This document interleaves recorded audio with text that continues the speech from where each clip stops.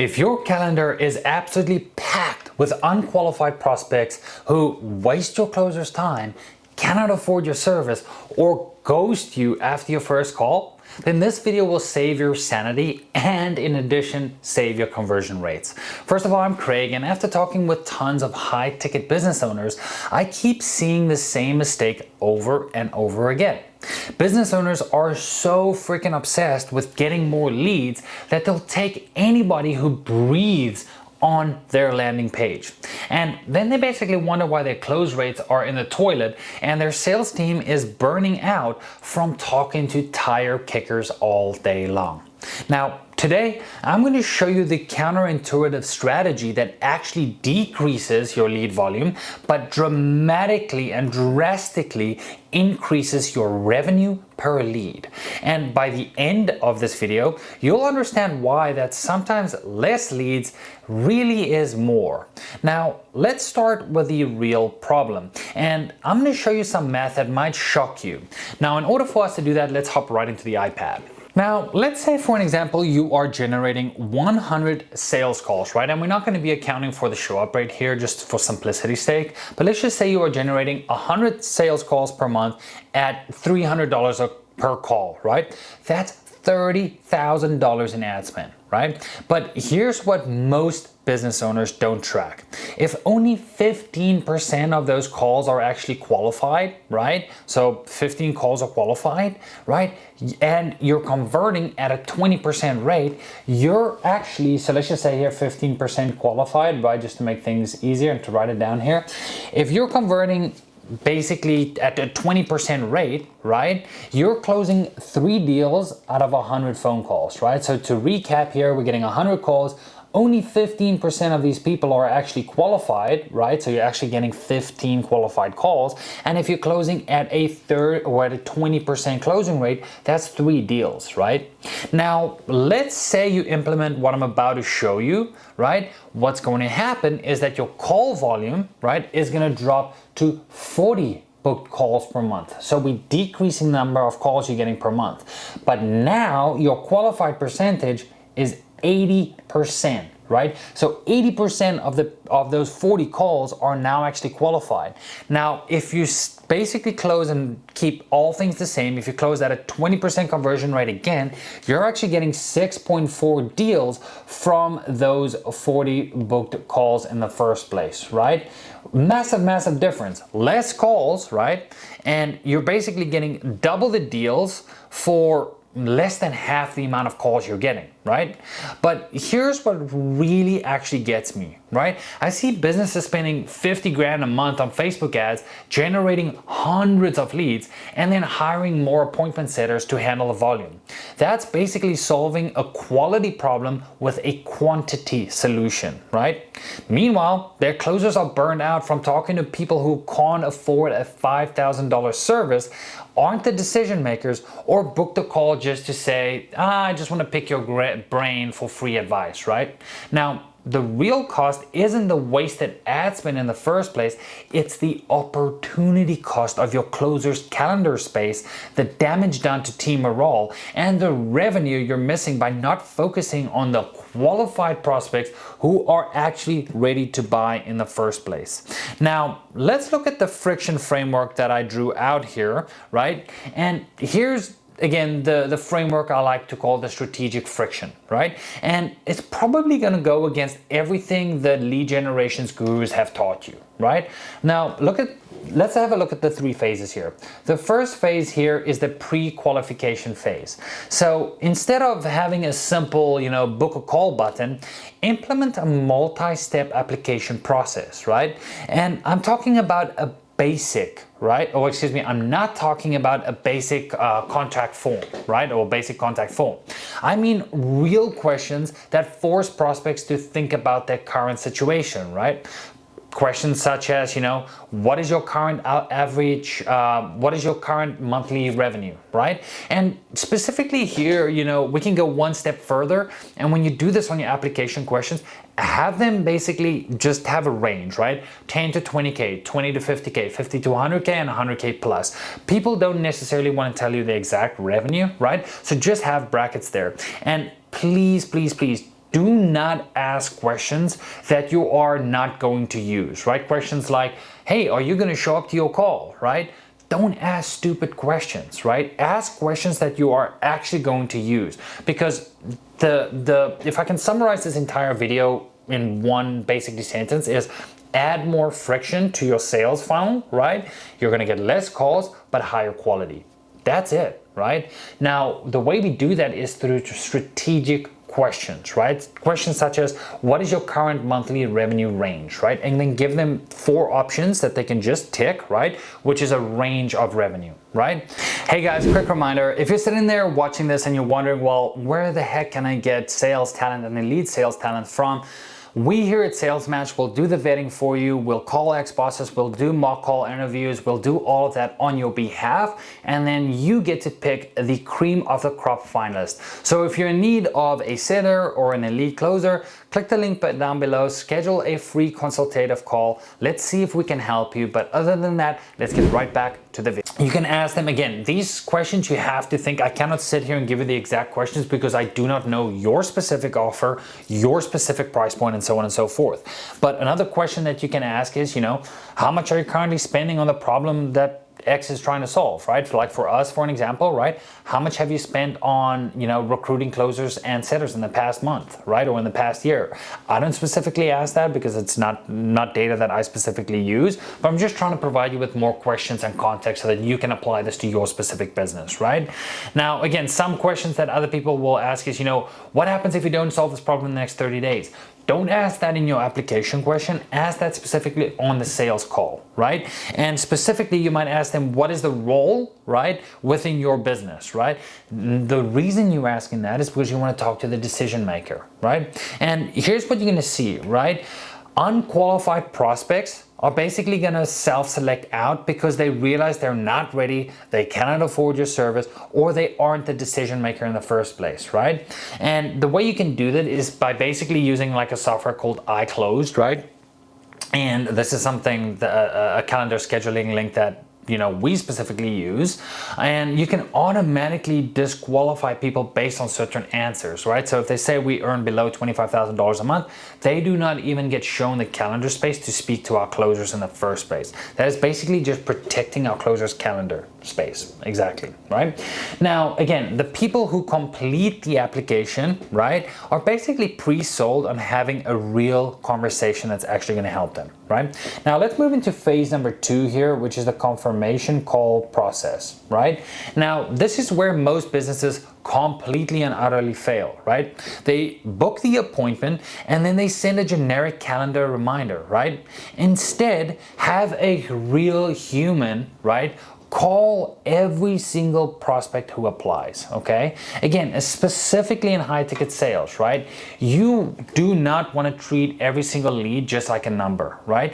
Do not play the volume game, play the quality game, right? Especially when somebody's considering you and you're selling, or considering your business, right? And your business is selling a high ticket product or service, they want a human personalized touch. Sure, if you're selling a software service, right, or anything under $100 a month subscription, you can put them through an automated process that almost doesn't have any humans involved. But if you're selling a high ticket product or service, you need to have a human involved, okay? Now, again, you are doing this, right, not only to confirm that they qualified, but to build rapport before the closer actually gets involved, right? And you're gonna see that this basically accomplishes a couple of things. First, right, you're gonna further qualify the prospects, right, to weed out anybody that basically just slipped through the cracks, right? The second thing is that you're actually going to build a relationship with that person, right? Or your setter should, so they actually show up to the call, right? And the third and arguably the most important thing is that you're basically gathering information for your closer, right? So you're extracting whatever you can, right? Things such as, if what's going on in their personal life, right? Any problems that they face with their business, any context that comes up, right? That you can provide your closers in the notes section, right, of the call when you schedule that call. That's exactly what the closers need. Now, phase 3 is the pre-call content delivery phase, and this is so freaking important, right? Because once they've confirmed, basically the call, right? Send them specific content that demonstrates your expertise and addresses their exact situation, right? And again, this isn't and shouldn't be generic educational content. This is targeted material that speaks directly to their specific challenges mentioned in the application, right? Now, let me go into a little bit here as to say, like, why specific. Let's talk about opt-ins for a second and why B2B owners absolutely hate opt-ins, right? And hate is a very strong word, but I'm going to use it here. Now, again, let me just address something that drives me absolutely crazy in, our industry specifically, where every marketing guru tells you to create a lead magnet and build an email list, right? But here's the problem with that, specifically, in high ticket B2B services.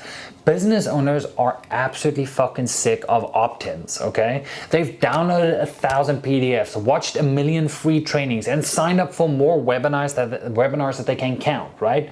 They know the game. They know you're going to pitch them, right, at the end. Now, again, when somebody's running a $2 million business and has a real world problem that's costing them money every single day, they don't want your 47-page PDF on the ultimate guide to whatever, right? They want to talk to a human who can actually solve their problem, right? Think of it from their perspective. If your Facebook ad costs are $750 per call and you need to fix it right now, are you gonna download an ebook, right, and read through that ebook that's gonna take you a week? Or are you gonna book a call with somebody who can actually help you right here, right now, right? And again, this is why direct to call funnels work better for high ticket B2B services, right? But again, this is crucial, right? And only if you properly qualify before the call happens, okay? Now again, the friction isn't a lead magnet. The friction is the application process itself, okay? Now let's talk about the quality versus quantity mindset shift, right? And here's where most business owners get stuck. They've been conditioned to think that more leads equals more revenue, or more views equals more revenue for that sake as well. But in high ticket sales, that's rarely true. Story time. I was helping a business owner who was basically generating around 200 book calls per month and closing 8 deals per month, okay? Their cost per call was $300, so they were spending roughly $60K to make maybe $80K in revenue after factoring in their closers' commissions and overhead, right? Now, they implemented the strategic, or basically what they did was implement the strategic friction framework, right? And their call volume dropped to 60 calls per month, but their close rate went from 4% all the way to 25%, right? Same ad spend, same closer, but now they're closing 15 deals instead of 8. And the difference here is the quality of the prospects hitting their actual calendar, right? But here's the psychology shift that has to happen, right? When you implement friction in your application funnel, right, your lead volume will drop initially, right? And your first instinct will be to panic and remove the friction. Don't do it. Give it at least 30 days just to see, right, the quality improvement in your pipeline. Right? Now, let's talk about the implementation strategy here. Now, firstly, right, start with your application questions.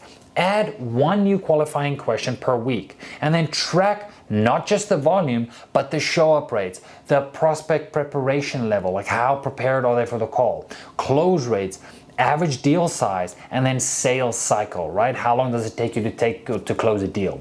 And you'll basically notice that as friction increases, all of these metrics that we just talked about will improve even as call volume decreases, right? Now again, once you've mastered basic application questions, here are some advanced techniques that you can use, right? Now, before the call, give them a simple task related to their business, right? Now, again, this is so specific to your specific offer, right? But you can basically ask them things such as, hey, please prepare me a list of your top 3 revenue generating activities and what's preventing you from scaling on each one. Now, this is way better done over a setting call than application questions, because business owners, specifically in the B2B space, they do not want to spend 10 minutes filling out an application question. Get to the point, right? And then ask them the most important questions over a call, that if they basically if they look at an application questions, you should not overwhelm them in the first place. Okay. Now, again, you can basically, you can basically set an application question there that is very important, right? That basically says, our solutions range from $5,000 to $15,000, right? Is this the type of investment you're preparing to make to solve the specific problem? Yes or no, okay? This is gonna basically weed out the tire kickers that do not have the money to afford your service, okay? Specifically right now, again, if your lead volume is extremely low, don't add friction. Only add friction later on once your lead volume increases significantly, okay? You can also ask them, I'm not a huge proponent for this, but you can also ask them, when are you looking, or how quickly are you looking to solve this problem, right? Within a week, within 2 weeks, within a month, or within the next couple of months, okay? And again, this is going to you can basically have conditional routing that people that select that they want to solve this problem next month gets basically diverted to your, only one way to say this, the shittiest closer you have, right? Because again, you want to send the best leads and the warmest leads to your best closer, right? And again, you can basically say, and the way to do this, right, the next question, well, let me just state the question itself, right? You can basically ask them, besides yourself, right, is there anybody that needs to be on this call that's a decision maker in this process, right? If so, please provide the email. And then you provide them they provide you with the email, and then add that next decision maker to the call as well, right? Now, let's look at some of the common mistakes I see and how to avoid them, right? Mistake number one, right, is adding friction without tracking the metrics, okay? You need to know your baseline KPI numbers before implementing changes. Because why would you implement these changes, right, if you do not know what your baseline was before? Because then you can only improve what you can measure, right? Now, mistake number two is making the application too long, okay? There's a sweet spot between qualifying questions and overwhelming your lead. Start with 3 to 5 key questions, that's it, okay? Now, mistake number three is not training your team on the new process, okay? Your appointment setters and closers need to understand why you're doing this and how to handle the higher quality prospects specifically, right? Keep them updated with your processes, right? Keep them updated with your funnels, right? Now, mistake number four is removing friction too quickly when lead volume drops, okay? Give the process time to work and focus on the quality metrics, not just the quantity. Okay. Now, again, if your business depends on high volume, low quality leads, then this strategy isn't for you. But if you're selling high ticket service or products, right, and you're tired of your sales team burning out on unqualified prospects, it's time to implement the strategic friction framework. Okay. Start this week. Add one qualifying question to your booking process and track your metrics for 30 days, right? I can almost guarantee you that you'll see an improvement in the prospect's quality even with that one simple change, right? And specifically, if you are looking to implement, appointment setters that are actually fully vetted and fully trained on all of these KPIs, right? That's exactly what we do here at Sales Match. We basically place trained appointment setters and closers within your business that are well familiar with high ticket sales. So if you're interested in that and you do not want to go through the extensive vetting process and interview process of finding top talent, we can do all of that for you. More in the links down below. But other than that, I really hope that this video helped you, and I'll see you in the next one. Bye-bye.